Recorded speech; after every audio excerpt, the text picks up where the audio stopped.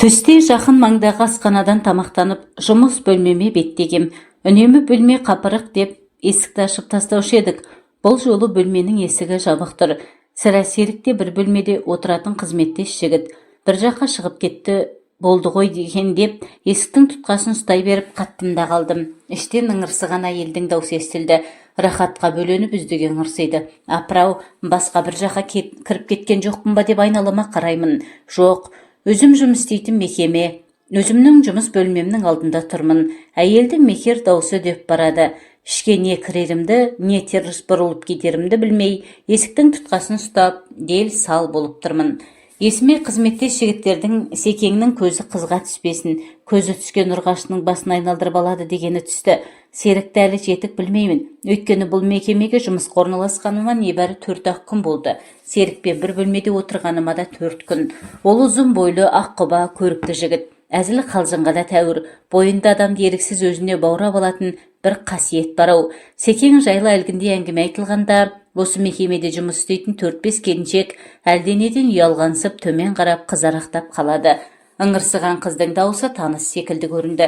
Әлгі бастықтың алдында отыратын ақсазандай сұлу келіншек болды ғой бұл. Рас, мекеме бастығының алдында қып-қысқа юбка киіп, әппақ санын жалтыратып, бөксесін есік жаққа кезек лақтырып, сыртқа тепкен омырауын ашып жүретін сұлу келіншек Назым отыратын.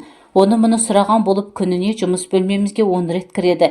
Қанша келсе де тек Серікпен анайы тақырыпқа бір әзіл қағыстырып қалады.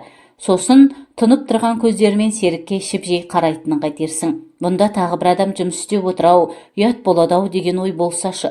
Сол Назым болды ғой.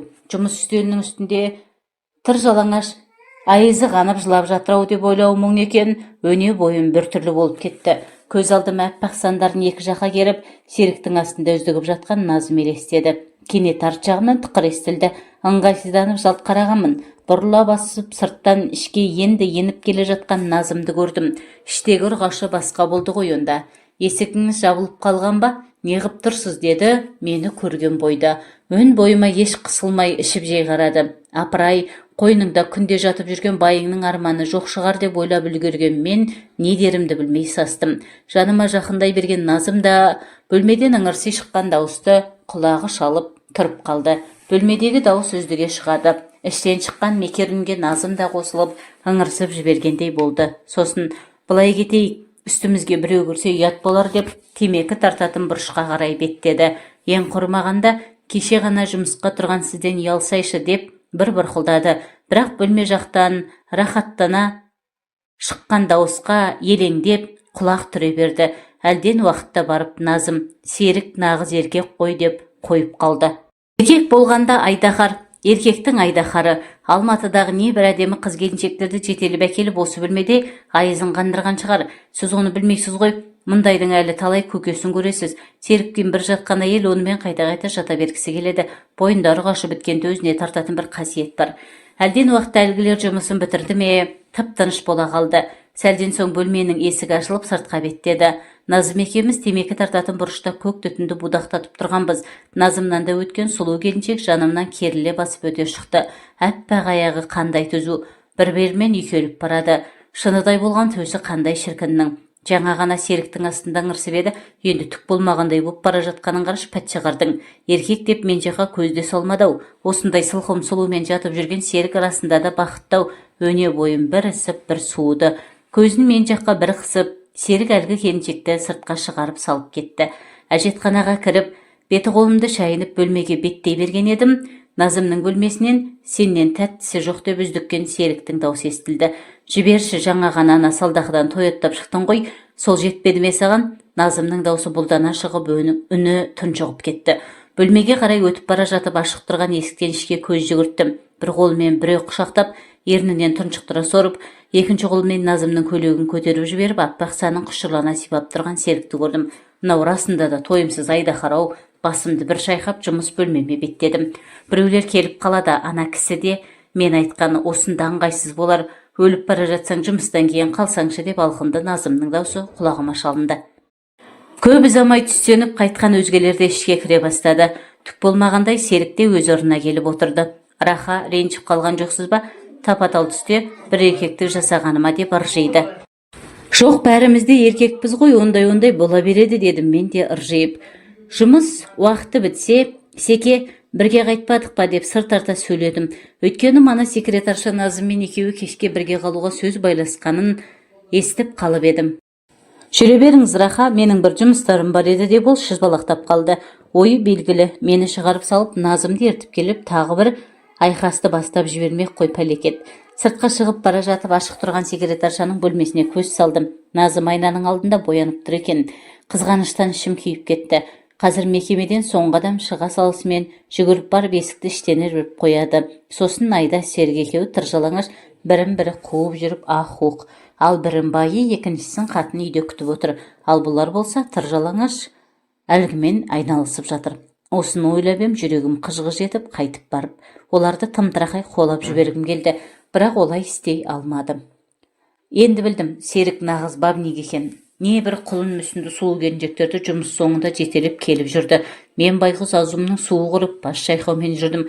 Бірде бір шарапты бөліп ішіп, оңаша әңгімелесе қалған кезде Назым Серікпен көңілдес екенін айтып қалды. Серік көрікті жігіт қой, әрі қуатты жігіт. Қуат болғанда белінің мықтылығын айтамын. Қойнына бір қырып шықсаң, айналып келіп жата бергін келеді. Күйеуімнің көзіне әдейілеп шөп салмап едім. Еркектік дұрыс қасиеті жоқ. Түн баласы болса шаршадым, біттім деп теріс қарап қор ете түседі. Не қырып жатқан табысы жоқ, қайтейін. Әйел болған соң, жас болған соң қойныңа жатқан еркектің борбайыңа қол салғанын қалайсың. Ескеп еміренсе дейсің. Айызыңды қандыра алмағанына езгілесе қайтесің. Бірақ соның бірі жоқ, теріс қарап қор етеді. Сөйтіп жібергенде Серік емереуін білдірді. Қарсы болмадым, құлап түстім. Қазір өзге бір шөпжелкерді жетелеп келсе, қызғаныштан өліп қала жаздаймын. Амал қанша, қой деп қалай айтам. Күйеуім емес, бар жоғы ашынам ғана. Бір күні кешкілік жұмыста бір затымды тастап кетіп кері оралдым. Өзгілтімен ішке кіріп бөлмеме беттедім. Әлгінде жауып кеткен бөлменің есігі жартылай ашық қалыпты. Іштен тән рахатына батып ыңқылдаған әйелдің даусы шығады. Секең тағы кіммен жатыр екен деп есіктен баспалдап қарадым. Дәл өзім жұмыс істейтін столдың үстінде тыржалаңаш жұмыс істеп жатқан екеуге көзім түсті. Бұл жолы Секеңнің құшағында орыс қатын екен. Қатынның өңі таныс секілді. Кім болды деп ойлай беріп ем, бастықтың жүргізушісі Виктордың әйелі екені есіме сап ете түсті. Бір рет күйеуіне еріп жұмысқа келгені бар. Мына қатынның бөксесі қандай керемет деп өткенде Серік қызыққан еді. Ақыры ретін тауып тоңқайтқан екен ғой. Бастықпен жүргізушісі бір-екі күнге қаланың сыртына сапармен кеткенін білемін. Серік осы сәтті пайдаланған екен ғой. Аузының салымы бар жігіт. Ойымды еще глубже, еще деп ыңқылдаған орыс қатынның даусы бөліп жіберді. Тыржалаңа шайқасқан екеуі тағы бір рет көз салып теріс қарап бұрылып кеттім. Ертеңінде жұмыстан шығуға арыз бердім. Өйткені Серіктей бабник жігітпен бір жұмыс істеу, бір бөлмеде отыру, әрі бүкіл қызғырқын сені көзіне ілмей әлгінің алдында қоғаша жапырылып жатқанда мүсәпір тірлік кешу мен үшін ең ауыр азап еді. Сондықтан ертеңінде онымен қош айтысып жүре бердім. Алғашқы неке түнінің қарымтасын қайтару күйеу жігітке қиынырақ болады екен. Төре жігіт, өзің бүгін сұлуланып кеткенсің бе? Төсегің жылып, құшағың толайын деп тұр ғой бәлем деп Назгүл жеңгем қайнысына тиісе бастады. Ағамның қызарып кеткені соншалық басы салбырап, күйі сыртқа лап берді. Төргі бөлмеден келе жатқан анам жеңгемнің қалжыңына күле қарап, қайның саған қомақты сый дайындап отырған шығар деп бір көзін қысты. Әңгіменің байыбына бара алмай тұрған менің сұраулы жүзіме мән беріп жатқан ешкім жоқ. Ал ақ босағамыздан кеше ғана аттаған ақ жеңгемнің соңына үйдің еркелері қалар емес. Жас жұбайларға оңаша қалуға мұрша беретін олар жоқ. Тойға келген қонақтардың аяғы басылған кезде түнде қоюлана бастаған еді. Назгүл жеңгем кіші ағама дайындалған бөлмеге кіріп кетіп ұзақ бөгелді. Мен де бір құпияға қаныққым келгендей жеңгемнің ізінен қалмаймын. Қолым жұмыста болса да анам мен жеңгем жаққа құлағымды түріп жүрмін. Бір кезде жеңгемнің Ағдидар келінжан келе ғой, Төре жігіт сенде кел деп екеуін бөлмеге шақырып алды. Күбір әңгіме, сөздері анық естілмейді. Бір білетінім тек жеңгем сөйлеуде. Жарты сағаттай өткен соң қулана басып жеңгем шықты бөлмеден. Есікті сыртынан жапты. Менімен қоса кішкентайлардың барын ауладағы кіші үйге ертіп кетті. Дастархан басында әкем, анам және үлкен ағам отыр. Жеңгем ыстық шай демдеп келді де жүктелген міндет тойдағыдай атқарғандай жайланып отырып шай іше бастады. Сол кезде ағам жеңгемнің бүйірінен түртіп, қалтаң толайын деп тұрма, әлде саусағың алтын тағылама, қайныңның жомарттығын сынайық деп күлді. Мұны әкем жақтырмаған сыңай танытып, ағама ертеңге жасайтын шаруаларды тапсырды. Ал анам мен жеңгем өздерінше мәз. Үлкендер шай ішіп болған соң дастархан жинауды бастадық. Сол арада жеңгем маған жалт қарап, ыдыстарды жуа тұршы, мен қазір деп шығып кетті. Не болып жатқанын ойлап та үлгергем жоқ. Жеңгем сау етіп келе қалды. Істі өзі алып ыңылдап әндетуге көшті. Көкейімде жаулап білуге деген құмарлығымды оятып жатқан сұрақтарыма жеңгем сыбырлап отырып жауап берді. Жеңгемнің айтуына қарағанда алғашқы неке түнінен соң жақсы сыйлық алады екен. Соны біле алмай өзінше мәз болып жүрген көрінеді. Еркежан, сен де жас емессің, ұзағымен 2-3 жылда өзге босағаға келін болып барасың. Білмегенің мағансың. Жігіт ержетіп үйленеді, қыз бойжетіп тұрмысқа шығады.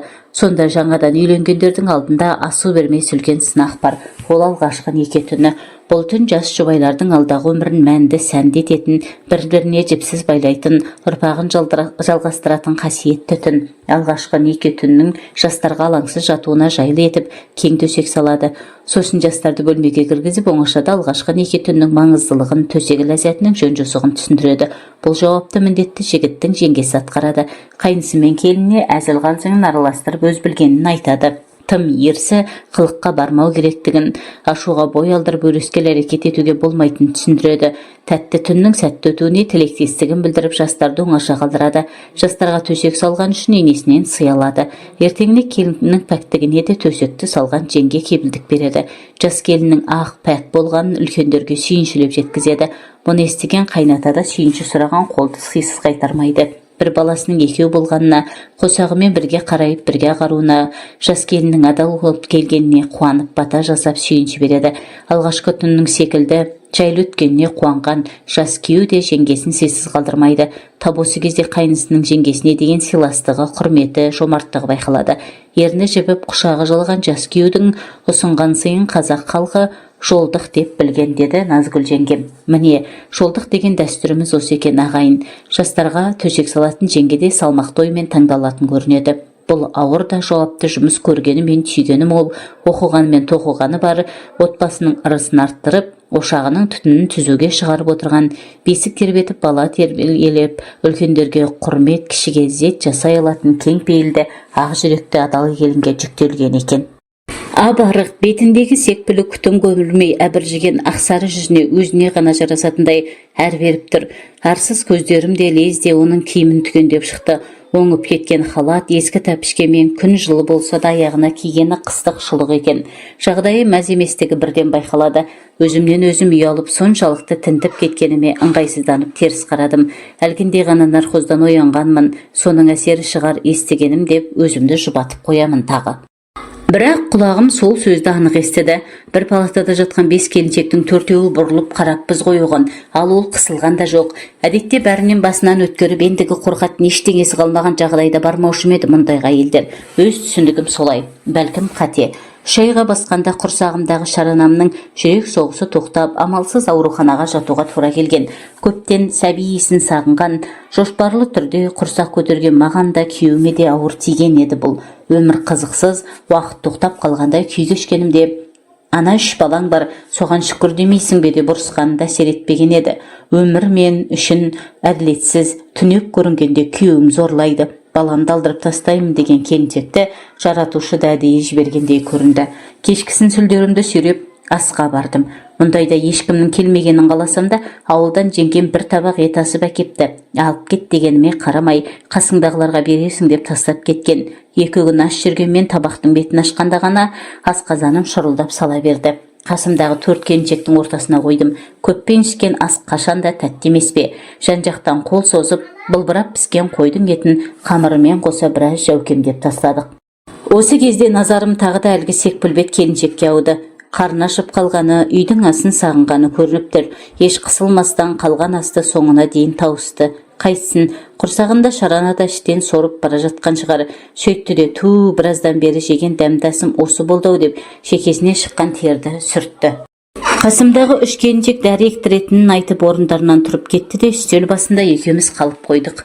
Надира деп таныстырған оның алдырғалы отырған шаранасына қызғанышпен қарап отырдым бір сәт. Неге осы керек еместердікінде бәрі жақсы болады да, неге менің балам деген ащы өксік тағы тырнады тамағымды? Неге алдырмақсың, Құдайдан қорықпайсың ба дедім шыдамай. Обалы күйеуіме қоймады, алдырып таста деді. Оның үстіне өткенде қан кетіп қатты қиналдым. Бүйтіп ертеңгі күні бір жер ауру бала туғанша осы бастан құтылғаным дұрыс. Үйдегі 3 балама Құдай өмір берсін дегенде денем түршігіп кетті. Үйдегі 3 құлынымды ойладым ба, әлде мына келіншек шынымен мені күйзелістен шығару үшін жіберілген бе? Екеуміз таза ауа жұтуға аулаға шықтық. Бәріңіз таң қалып қапсыздар маған. Менің күйеуім сондай, ауырып тұрмын, қолым бос емес.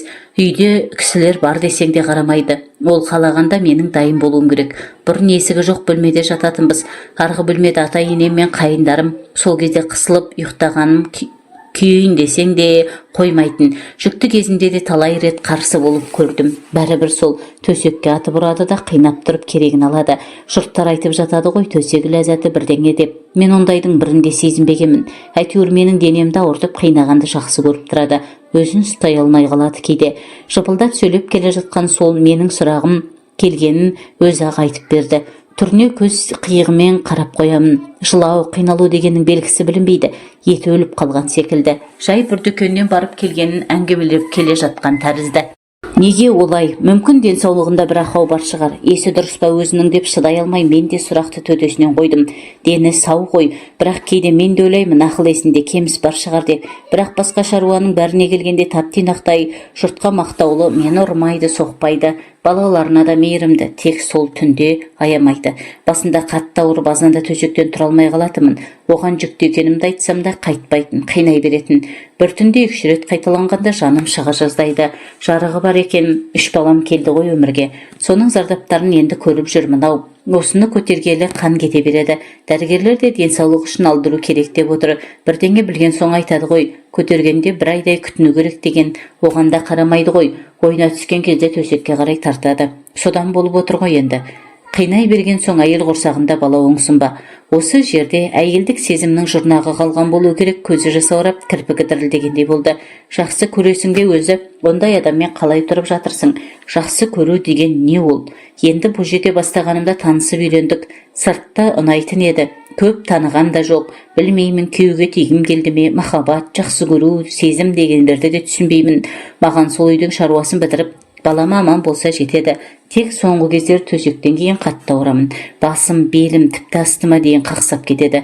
Ауырды десем де тоқтамайтын білген соң жата беремін. 40-қа келгенде сәл қояды ғой, еркек деп айтады ғой. Сол кезде демалатын шығармын енді.